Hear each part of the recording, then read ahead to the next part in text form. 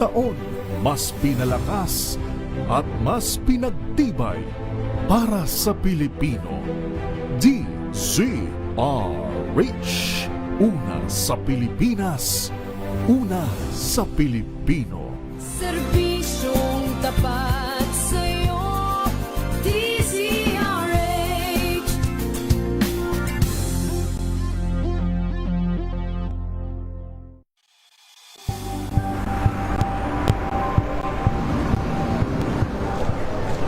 Pa rin ang ating mga eksperto. Dito lang sa Expert Opinion. Ito ang The Better News. TNVS, trending and isang kwento, iba't ibang anggulo. Dito sa Point. Bawat pananagutan ating tatalakayin dito sa Hoy, Bawal Yan. Filipino, dito lang sa DZRH. Matchable entertainment and lifestyle. Ito ang MBC TV Network News. Una sa Pilipinas, una sa Pilipino.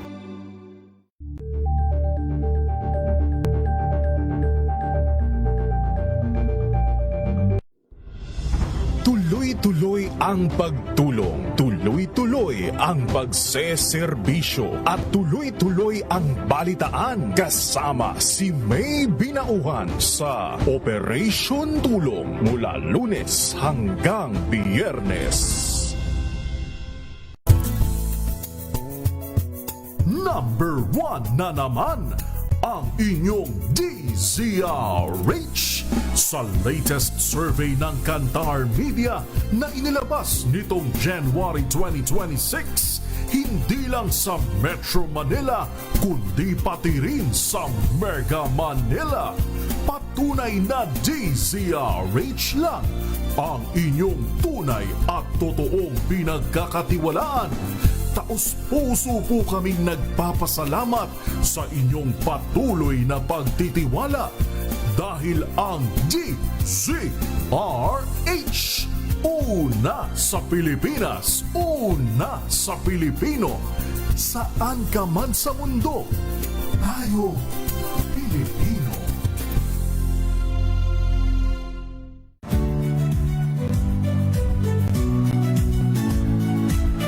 Magandang araw mga kaibigan. Ito po ang inyong balerina ng bayan, si Lisa Makuhay Lizalde, na nag-aanyaya sa inyong samahan kami at ang aming mga espesyal na panauhin para sa kahating oras ng masayang kwentuhan sa aming programang Art to Art, kung saan ang usapang sining at kultura ay para sa lahat. Huwag kaliligtaan, tuwing linggo, alas 3:30 ng hapon, dito lamang sa DZRH Radio, DZRH TV, at via online streaming.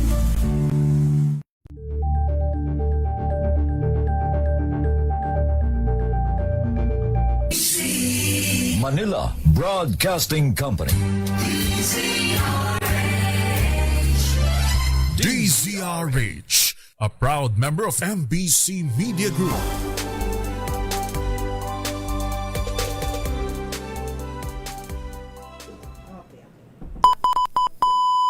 Pilipinas ang oras, 1 minuto makalipas ang alas 6 ng umaga. Sa panahong may nangangailangan ng boses, may handang makinig. Sa panahong may dapat ipaglaban, may tapang na manindigan. Advokasya. Dahil ang pagtulong sa kapwa nasa dugo na nating mga Pilipino, kasama sina Tina Nolasco at Bong Ariola. Advokasya. Live sa DZRH Radio, DZRH TV at DZRH Digital. Bibigyang boses ang bawat adhikain. Advokasya.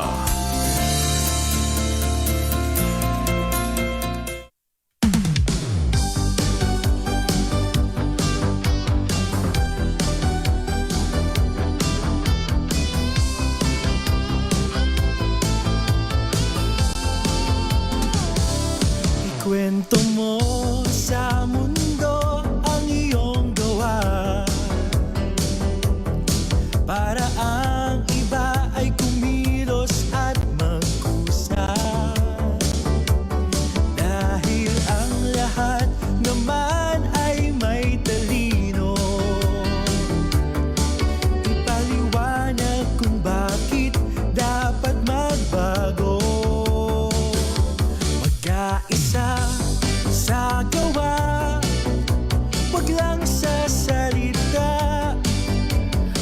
kamay ay itaas, kumilos ng kusa sa pagtutulungan.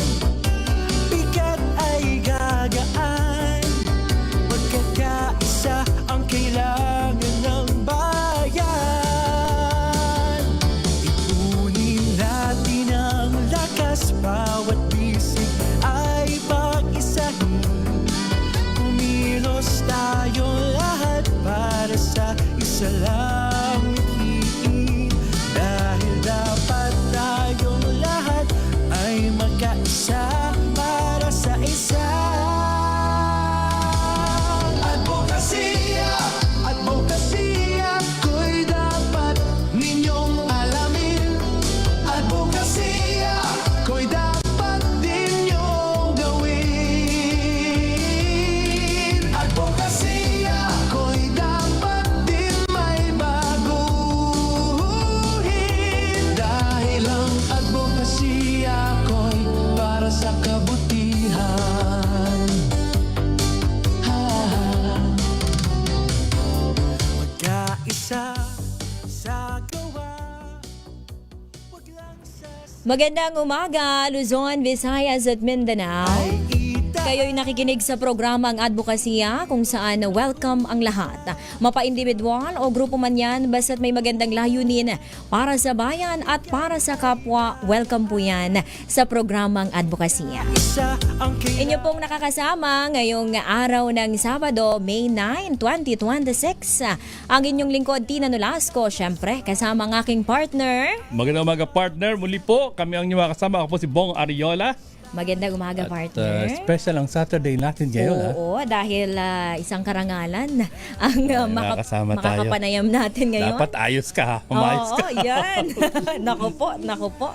Pakilala na natin. Oo, ang dating PNP chief, Nicolas Torre III, at ngayon ay MMDA General Manager. Siya ang tinatawag nating General Manager pa. Yun, General. Welcome, GM.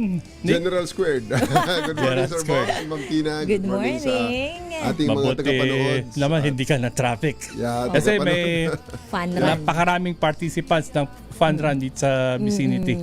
At lagi naman yan. Oo. So, Maganda ngayong mapag-usapan dahil may mga programa ngayon na partner ang MMDA na may Saka- mga gandang advocacy. Saka kanina, partner, kung na-monitor mo sa Tita Ems, napunta kami sa disiplina dahil dahil Mother's Day bukas o ang pinag-uusapan namin doon yung values, yung attitude, yung character na tinuro, nagisnat. Sabi ko, alam mo, nawala talaga yung disiplina ng tao. Yes. And minarapat natin makasama si GM Nick Torre dahil recently meron silang nilunsad na programa at nandun nga si Tita ba yun? Tita Daisy. Yeah. At yung Day- guest ko Lola. ayos. Lola Lola Disciplina. Disciplina. Pwede rin Ayun. Daisy pag yung mga Daisy pala ng tita pag medyo bata-bata. And ito talaga yung point na nakita ko na parang bumaba na talaga yung sense of discipline, yung like yung pagiging makapilipino. Eto, before tayo mag-start, pinag-uusapan namin yung nangyari sa Taguig City, Taguig, near oo. BGC. Entering BGC pa lang yun eh. At nasabi ko na kanina sa programang T-Times na kung ako nandun, hindi ko talaga matitiis na gumawa ng action, whether tumawag sa any emergency hotline, which is the 911 or nabanggit ni GM na 136. 136. Oo, pinasusubukan niyang tawagan. Daming tao, ang daming may naka-vest. It seems mga local barangay to or traffic enforcer. Ang daming kotse. Pwede mo nang banggain yun. Di ba?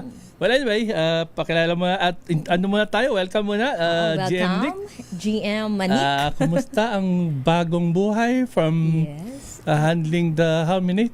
Almost 300,000 yung kapulisan buong Pilipinas ngayon. You are handling the MMDA, of course, yung kaayusan din at some security pa rin yan, di ba? Good morning again, Sir Bong and Ma'am Tina. And it's frontline service delivery, government service delivery. Kaya wala gaanong difference except na siyempre sa mga procedures. Pero isa ang pagtingin ko kasi diyan human and resource management, at pagkatapos may kadugtong lang na command and control. So essentially, ang delivery ng services both in the PNP and in the MMDA, recruiting the right person and placing them on the right places and equipping them with the right equipment. And pagkatapos, supervision na lang, delivery na lang. Yun. Pero yung personal, like, tulog. Adjustment. Kanina nag-chat ako sa'yo, mga 4:30, gising ka na. Yeah. Oo, maaga. Tapos you make it on time here. Di ba? Second nature na kasi sir for so long yan na kasi ang trabaho eh. So, for So so long, hindi ka pa rin nag-relax na like, pwede na ako matulog ng medyo. Anong mas mabigat na trabaho? Diba? Ang pagiging MMDA General Manager o ang pagiging PNP Chief? pareho lang ma'am. At ang responsibilidad kasi pareho lang eh. Kaya kung ang pagtingin mo sa responsibilidad ay for so long, ito ang pagtingin ko sa responsibilidad. Kahit na tumaas sa ranggo, ganun pa rin. Hanggang sa mag-transition tayo sa civilian life, hindi na nawawala eh. Ando na eh. Hindi na rin ako makatulog ng may iniisip kang gagawin the next morning. Kailangan, nakaschedule na. Structured ang buhay. Hindi ba mahirap i-manage yung hanay ng kapulisan kasi ikaw ang magpupulis sa hanay mo and dinatnan mo yan, iba na yung kulturang nakasanayan, tapos pareho mo rin namang pulis kung sasabihin lang, pareho lang tayong pulis di ba? Compared sa like Metro Manila lang, well, sometimes nag-extend kayo pag may mga calamities, di ba, na lumalabas na rin kayo, di ba, napakahirap i-handle talaga nitong kapulisan. Bakit? Well, umabot ka doon, talagang it's your turn of duty na maging chief PNP. Di ba? Compared sa ngayon, napakahirap doon, di ba? Yung kapulisan na lalo gusto mong ibangon and yet merong isang patrolman na gagawa ng kamali at damay ng buong organization, di ba? Alam mo Sir Bong, ang pinaka-importante sa lahat, in both organizations, the PNP and the MMDA, systems that work. In terms of personnel and administration at saka yung operation side. Systems. Dapat alam ng tao, ito ang trabaho mo, ito ang mission, ito ang dapat gawin. Tapos may standards, i-measure natin ang kanilang performance based on the standards at pagkatapos may accountability. Yun lang naman ang ginawa ko noon. Kaya pag sinabi ko dati na, kaya hindi ko masyadong nung PNP ako, hindi ako masyadong pinipilit ang tao na dapat araw-araw papasok ka or dito ka. Basta isa ang bottom line. Pag tinawagan ka at AOR mo yan, dapat mo respondihan 5 minutes. Dapat nandun ka. So, on how you do it, nasa sa'yo. So, basta ang bottom line, tatawag sa'yo ang kalasag, sinabing merong gulo rito, 5 minuto dapat nandiyan ka. And people just cooperate on that because maliwanag ang direksyon eh.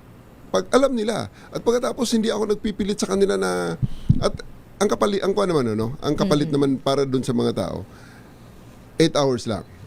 Kailangan ko 8 hours lang dahil yan ang sinasabi ng batas. At yan ang sabi ng studies na human endurance, yun ang ideal human endurance na over 8 hours lang. Yung kanilang time, yung katawan nakakaya nila. Yes. Kasi syempre, tao rin yan. Balansin mo. Hindi pwedeng trabahong kalabaw. Tao yan. So, 8 hours, pero hanggang sa 7th hour and 59 seconds na 59th minute and 59 seconds ng iyong duty, dapat full charge ka pa rin. Hindi po pwedeng yung hindi ka pa nag-o-off nagre-relax ka na, petics so, na. Fair enough. Ang mga tao nag-respond na okay ito, 8 hours ang duty at ibigay ko 100% ko. Ganun ang sistema dapat. Puntahan natin yung Yes to Ayos. Ito lang ba yung week na to na nandiyan na yung mga pabatid ninyo, di ba? May mga tarps na kayo at meron ng, kung nakakita ka partner, merong Yes to Ayos at pinapakita na doon yung being a disciplined citizen. At ito na, nilaunch na ninyo. Pwede Yes nyo na to kaming Ayos code. kwentuhan dito para mapakinggan at gawin na yung mga nakalimot na bagong buhay tayo. Gawin natin itong being a disciplined citizen at sumama tayo sa kaayusan. Yes, Sir Bong, Ma'am Tina. Ang Yes to Ayos ay hindi lang simpleng kampanya sa kalsada, anti-traffic lang, anti-littering. Hindi itong simpleng anti-kalat, anti-obstruction, anti-traffic program, kundi ito ay kampanya para ibalik ang disiplina sa lipunan. Kasi marami sa ating problema sa lipunan, traffic, kalat, basura, baha, lahat yan, nagsisimula sa disiplina ng tao. Correct.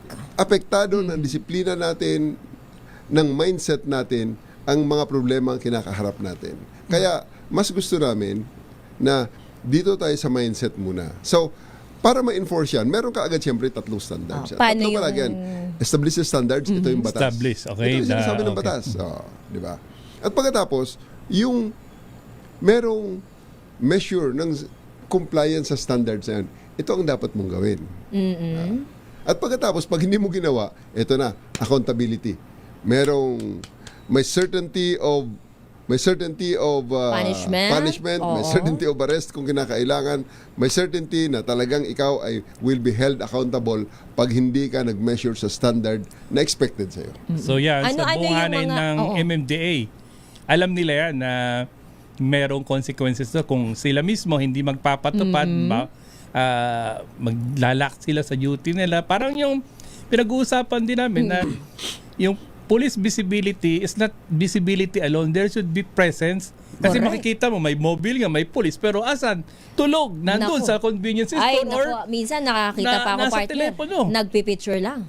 Hindi, Oo. yun, for reporting. Oo. Sa MMDA, two-way yan. No? Two-way. Accountability and disiplina ng tao, accountability at disiplina ng gobyerno na side ng MMDA. Siyempre, Yung nagpapatupad. enforcement, yung mga nagpapatupad. Kaya, both ways yan. Kaya yung 136 namin, hindi lang yan NCAP sa littering. May mga nahuhuli na kami. By the way, may nahuli na kami na mga naninigarilyo, tinatamaan ng aming Yun. kamera. Pagkatapos, Salamat. inaabangan ng kamera, binabantayan, nakikita namin, tapon ng basura, picture. At tapon ng upos, picture. At pagkatapos, pag alis ng motorsiklo, ayan, plate number mo. So, Going napapadala na back, namin oo. ngayon Ayun yung mga notice of violation. Magandang update dyan, General. Ilan na? May datos ba kayo? Ilan na ang mga nahuli? Meron na bang naparusahan? May ano bang punishment after na hulikam nitong mga violator? Wala pang punishment kasi bago pa lang, huli pa lang eh. Bibigyan pa lang namin ng notice of violation. Notice. Warning. At para magkaroon, hindi warning, pero kailangan nila mag-explain. Kasi ganyan ang due process eh. You have the right always to be informed of the charges against you. So, ito yung charges, ito yung violation ng ating environmental law, tapos ito yung picture, ito yung ebidensya, sagot. Pag hindi siya sumagot, dalawang bagay. Kasi ang NCAP natin, meron dalawang QR code eh. Ang isa is QR para sa contest, iko-contest mo, or QR para magbayad ka na lang. So magbayad ka ng multa, okay lang, walang problema. Yung mga violation na merong tinamaang violation sa city ordinances dahil merong mga ganon. At kung merong tumama pa rin sa revised penal code at kayo ang nakahuli, endorsed nyo or kayo ang magpa-file? Well, depende yan, Sir Bong, no? May mga kaso na pwedeng, kasi at the end of the day, nagsisimula ang lahat ng kaso sa pag-file, nagsisimula ang lahat ng kaso sa pag-file sa piskalya. Dalawang paraan. Ang isa is regular filing or ang isa is arrest. So, sa MMDA na side, meron din kaming, lahat naman tayo actually na may power to arrest, yung civilian arrest, no? Citizen arrest. Pero, depende rin, no? Depende. So, pag the rule will state that the arresting officer will be the one who will be filing it diretso halimbawa using the MMDA, kasi meron kami mga halimbawa environmental law. Ang complainant dyan, MMDA. So, kaya nga pagdating sa korte, tao namin ang pumupunta na nagiging complaining witness para sa MMDA at para sa Estado. At kung halimbawa nagbayad na, actually, yun, ang pag-withdraw din ng case, kami rin. So, ngayon kung mga revised penal code yan at mga cases na dapat i-endorse sa police, i-endorse naman natin sa police kasi may partnership naman ang MMDA sa PNP. Wala namang conflict doon. Okay, pansamantalang bibitinin muna natin ang ating kwentuhan. Sa mga kabubukas po, nakakasama po natin ang dating chief ng Philippine National Police at ngayon po ay General Manager ng Metro Manila Development Authority, General Nick Torre. Magbabalik po ang programang Advocacy sa oras na 6:17 a.m. This time check is brought to you.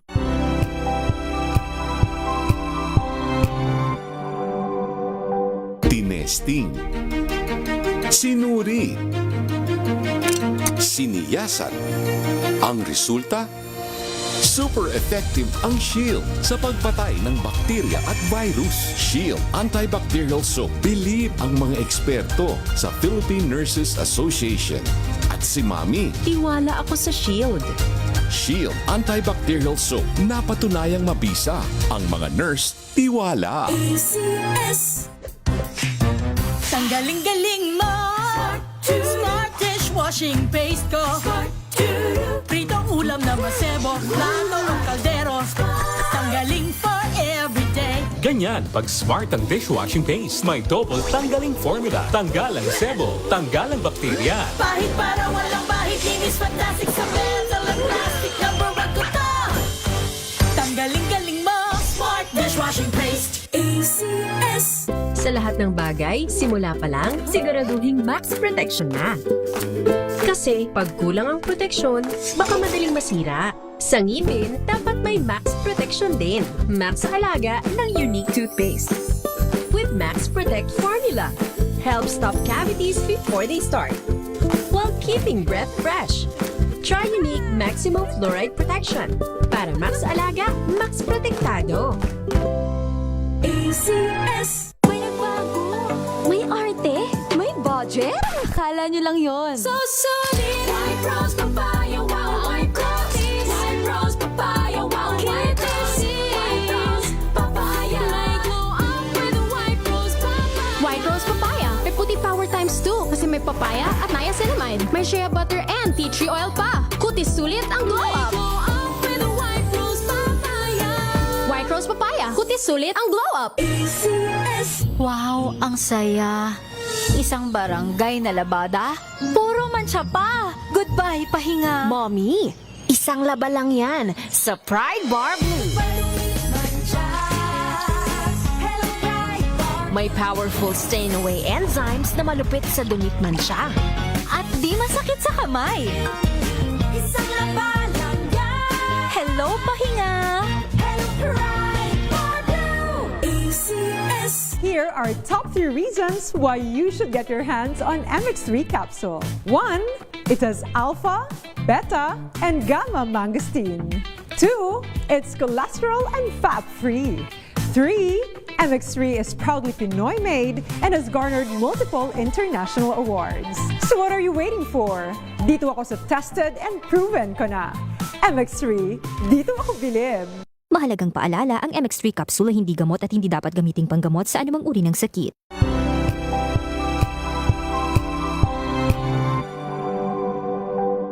Hello, Washi! Laundry day na naman! Yay! Anong meron? Mancha ng chocolate, putik, may libag pa! Kaya natin yan! With Pride Washing Machine Detergent, may triple stain-away formula. Tanggal ang makapit, madikit, at malupit na dumit mancha. Kaya easy-easy ang labada. Mula noon hanggang ngayon. All you need is pride. All you need is pride. ACS.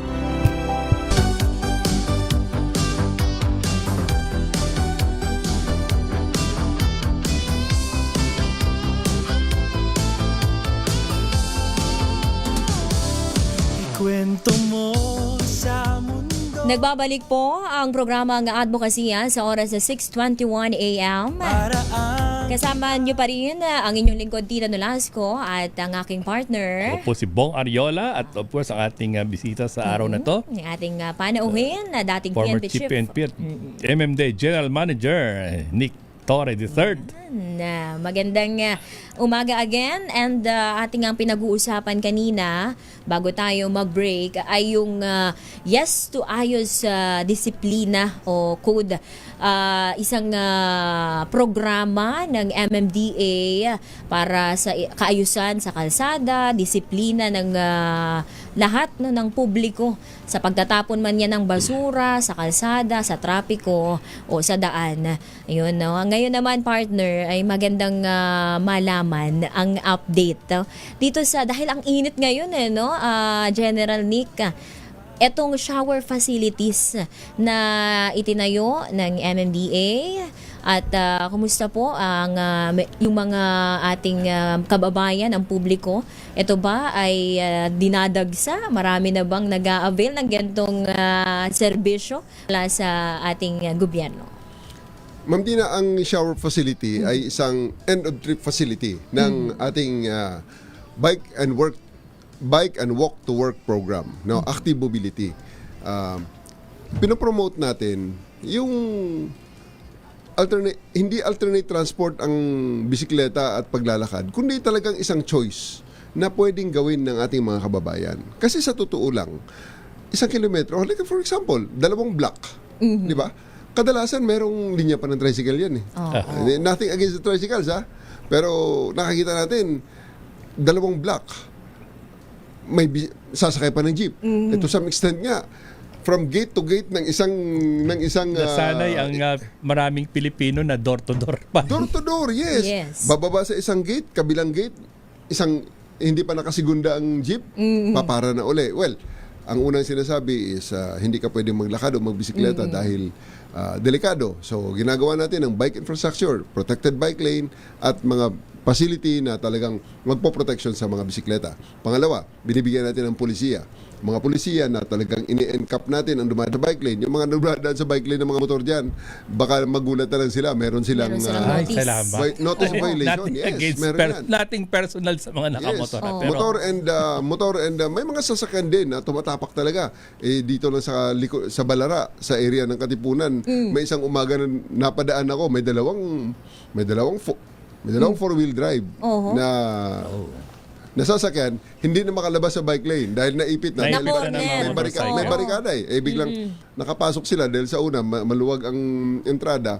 Pagdating sa dulo, bisikleta na lang talaga. Hindi naman sila maka-atras dahil mga bato ang ating protected bike lane dyan. Kaya may mga ganon. Ang pangatlo, dahil ang isang rason na ayaw magbisikleta or maglakad dahil mainit at nakapawisan ka, etc.